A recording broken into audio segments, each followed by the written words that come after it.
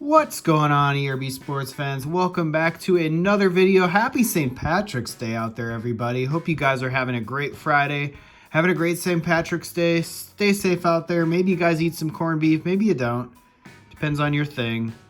At the Gebhardt household, we'll see. It's just my son and I today, but we might go and get some corned beef or something to make an Irish-themed dinner later. But I wanted to make a video real quick because we've got the NBA playoffs coming up. I'm going to talk a little bit about cards and who I think might be in for a card rise or I guess a fall when it comes to the playoffs. So we're about 2 weeks worth of games, about 14 games away from the playoffs in the NBA. Things are starting to kind of solidify a little bit. We've got a lot of teams that are sort of getting separation in the top half of the bracket on both the Western Conference and Eastern Conference. And we're going to go through each team, and I'll give you guys a couple of thoughts on who I think the cards will be relative to the players on the team and where their card values are at. I'll shoot out a couple of guys that I think I have my eye on, and then a couple surprises along the way. So first things first, in the Eastern Conference, in front of you got a Giannis card that we got back from our recent PSA order. The card's absolutely phenomenal. I'm so happy we got a PSA 10 on that 75th anniversary where they're holding the trophy. As Bucks fans, we definitely will be watching all the way to see if this team can get back to the finals like they did in that magical season of 2021. And hopefully they can win it again. So for the Bucks, I think it's pretty obvious that the guys you'd have your eye on are Giannis, Jrue Holiday, and Middleton. I don't know that you'll see a huge bump in any of them because there is already a base built in when it comes to Giannis values.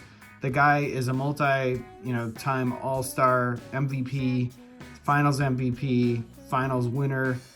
He's going to go down as probably one of the better players all time in the NBA. His card values are really high. Relative to some of the other guys on this list, because Giannis's rookie year was 2013 and there just weren't a lot of rookie cards that were produced then, and I think the prices will stay fairly high because of that. So we got a few rookies of Giannis's year that we have finally. Nothing special, but we got a few, and we'll definitely be rooting the Bucks on. Next team I'll talk about is the Boston Celtics. Boston Celtics led by Jason Tatum and Jaylen Brown. Those guys kind of were in the finals last year. They were definitely a team to be reckoned with pretty much every year at this point, as long as those guys stay together and stay healthy. They're a well-coached team. Jason Tatum's values are quite high. I think they'll stay quite high if he continues to make the finals and give that push. Jaylen Brown, his kind of Robin to Jason Tatum being Batman. We'll have to see how that goes, but yeah, I think those guys are definitely the two standouts from that team. And the 76ers, James Harden and Joel Embiid. James Harden, if they make a deep playoff run, James Harden's values could recover. His gold rookie, I looked it up the other day, in a PSA 10 copy for the 2009 Topps rookie, I think it was like $1,400. So it's actually higher than I thought it would be. So I don't know what that'll do long term, but James Harden could maybe make a run here to finally get to an NBA Finals. Seems like this guy's been around forever and has done almost nothing other than lose in the Western Conference Finals or be an early exit in the Eastern Conference. So James Harden, Joel Embiid obviously an MVP candidate. His card values as big men are kind of not really emphasized in the hobby. He definitely will have a difficult time getting his card values over the top of many of these other guys I'm going to mention. Next on the list, we got the Cleveland Cavaliers, Darius Garland and Donovan Mitchell. They are very affordably priced for their silver PSA 10 prisms. I think Garland was about $160 and Mitchell was twice that, about $320. Those are some of the lower priced prism silver PSA 10s that I saw. So if they make a run, I think their card values could go up, definitely. I think Donovan Mitchell had a bit of a floor built in from his time in Utah, but, honestly, he's just been solid this year. Not anything special, but solid. and that will definitely be something to watch out for when it comes to time to get started with the playoffs. If they end up in the number 4 seed, they will probably have to face the Bucks in the second round. And that could be an early exit for the Cavaliers. So next on the list, we've got the New York Knicks. Julius Randle and Jalen Brunson are kind of the prime there. I don't know that their card values are ones that I would be targeting. I really don't think the Knicks are going to do much in the playoffs. I only put them on the list because it was worth talking about just a little bit. They're not guys that I'm targeting. I think Jalen Brunson's cards would be pretty affordable, although they probably saw a pretty big bump this year because he is now the standout on that team. The Nets, they lost to the Kings last night. I think the Nets are sliding. They're just a young team. Mikal Bridges is probably the standout there, coming over from Phoenix in the Durant trade. His Silver Prism, believe it or not, it's $170. I think that's double what it was about 3 months ago. I think it was under $100. And definitely worth considering if they do make a playoff run, but I don't think you need to rush in on that one either. On the Heat, you got Jimmy Butler and Tyler Hero as probably the standouts there, along with Bam Adebayo, although he is another big man. So that is definitely not going to always carry a lot of value when it comes to cards. I think Jimmy Butler and Tyler Hero are good players. I don't know that they're great players. I think they're destined to kind of be a first or second round exit in the playoffs for a long, long time. So in the Eastern Conference, I think that pretty much sums it up. I think the guys that you could watch out for when it comes to card values increasing would be Darius Garland and Donovan Mitchell if they make a deep playoff run. Maybe James Harden and Joel Embiid, and probably Giannis. Jason Tatum has a really good floor built into his prices already because he already made the finals last year. So that is going to do it for the Eastern Conference. Switching over to the Western Conference, we've got the Nuggets up top with Nikola Jokic and Michael Porter Jr. and Jamal Murray.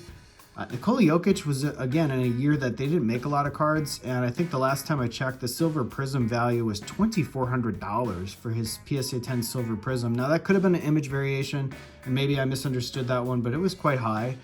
He is a multi-time MVP, and he will definitely go down as one of the better centers all time. Michael Porter Jr. on the same team, his Silver Prism PSA 10 was a $90 card.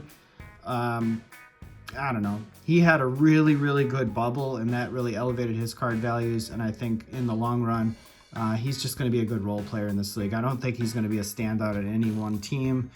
So I wouldn't necessarily rush in to buy Michael Porter Jr. cards unless they start winning multiple titles and he's sort of a Robin to Jokic the Batman. So next, we've got the Kings. The Kings, my Sacramento Kings. I call a few teams my hometown teams. I grew up in Wisconsin, so I call the Bucks my hometown team. But the adopted teams are the Warriors and the Kings because of the time I spent out in the Bay Area. Kings led by Domantas Sabonis and De'Aaron Fox.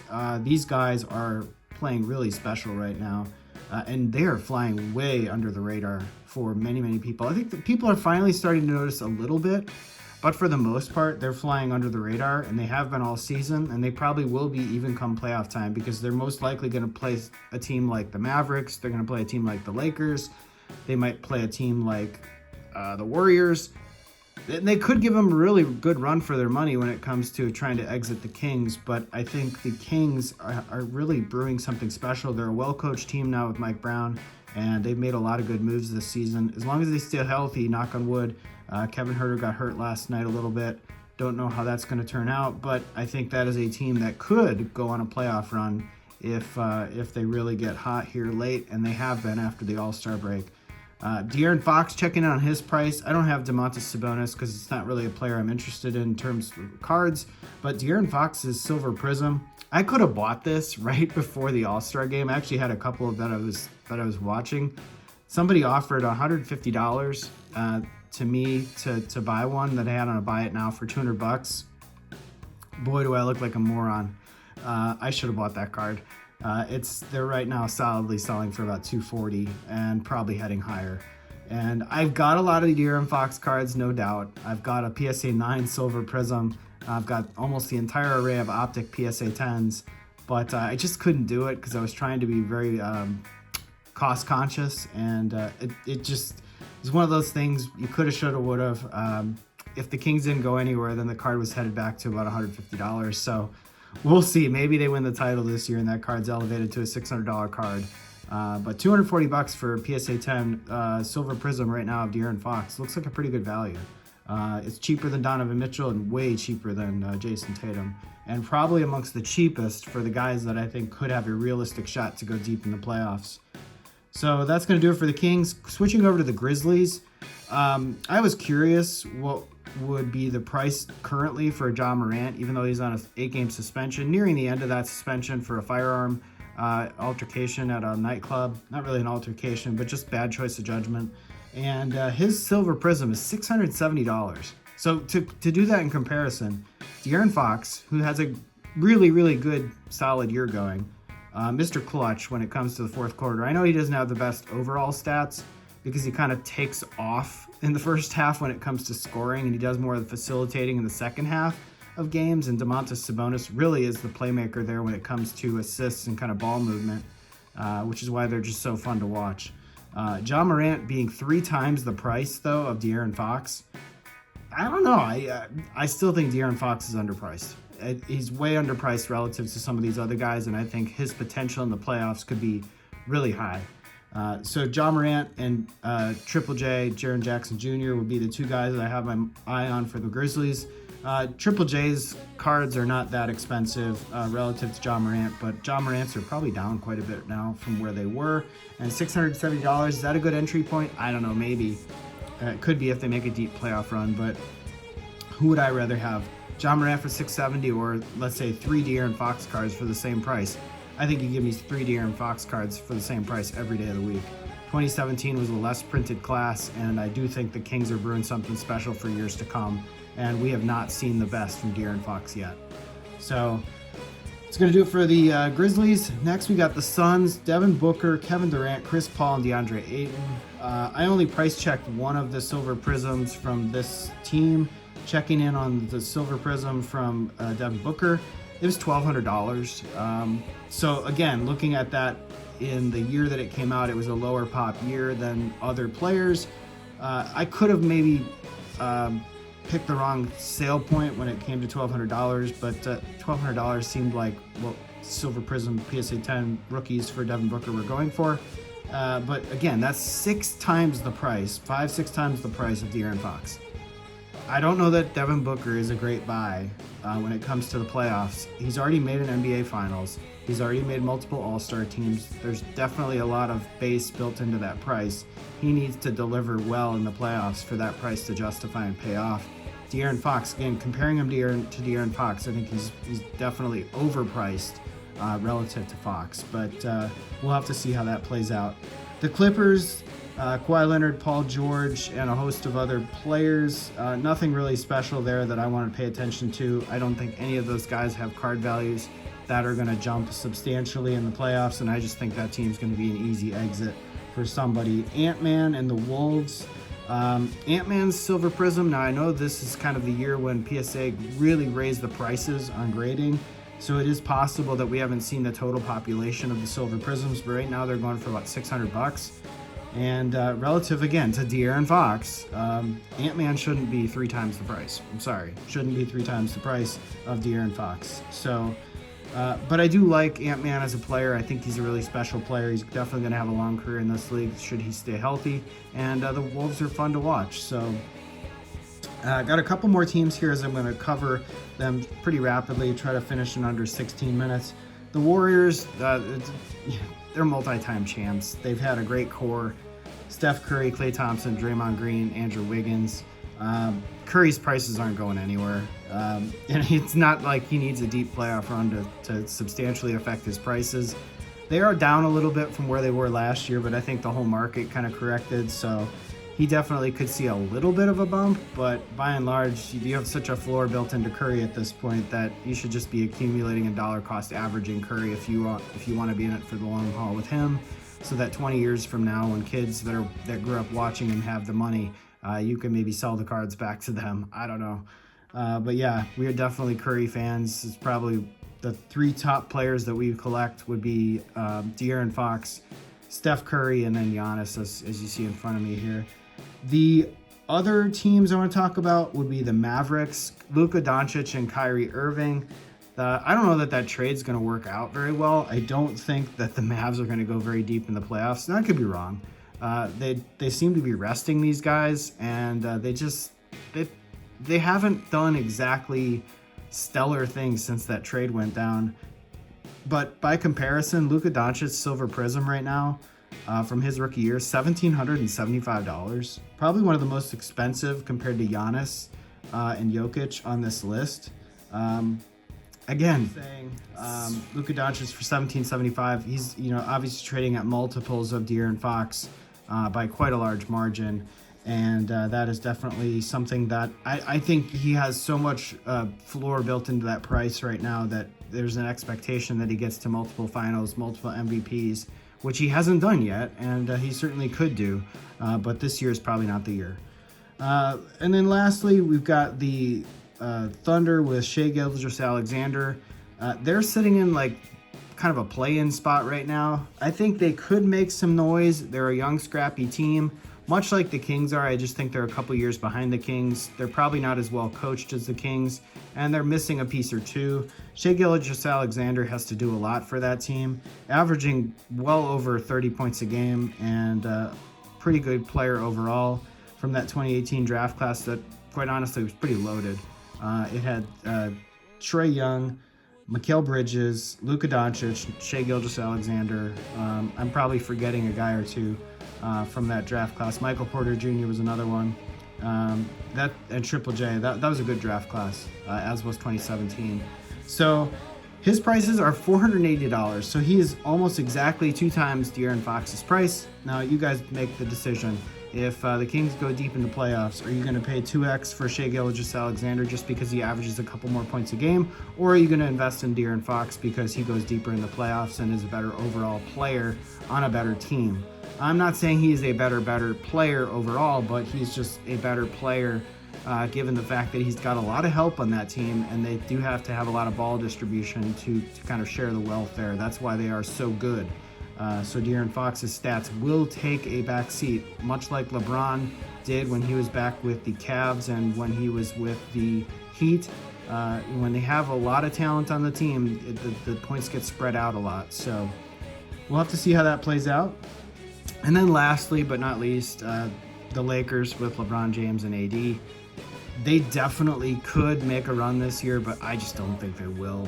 I think both of them are somewhat banged up, and they'll probably be an easy exit for somebody. In fact, they might not even make it out of the play-in game. But that's going to do it, guys. We'll do a real quick recap, and I'll give you guys kind of my top 3 players that I think from this current price point who could have the most chance at movement come playoff time. So from a movement upwards, I think if the Cavs go deep and the Kings go deep, you could definitely see Darius Garland, Donovan Mitchell, and De'Aaron Fox's prices elevate. And I think you have a very solid floor built into many other players. And then one last thing I was going to say by comparison, Jalen Green, Silver Prism. Now, Jalen Green plays for the absolutely dreadful Houston Rockets. He's a good player. He's definitely going to be a great player in this league. His Silver Prism price is more than Donovan Mitchell, Darius Garland, De'Aaron Fox, and Trae Young. I don't know, guys. I don't think I'd be buying Jalen Green over any of those guys right now because Jalen Green is on such a bad team. That team will be dreadful for years. It will take years for that team to be good again. You probably have to wait 3 seasons, so I wouldn't be in any hurry to go out and buy Jalen Green because his prices are just going to trend slightly down until more of the pop hits the market and more stuff gets open, and then they finally turn the corner in Houston. So hope you guys enjoyed the video. Let me know who you guys have your eye on come playoff time for the NBA. Hopefully you guys enjoy the NBA playoffs. If you're not watching the NBA and you're watching March Madness, hopefully you're enjoying that too. Thanks again for watching. Happy St. Patrick's Day. Appreciate everybody's support. We're darn near 400 subscribers. Somebody subscribe so we can get over that hump. Appreciate it, and I will see you in the next video.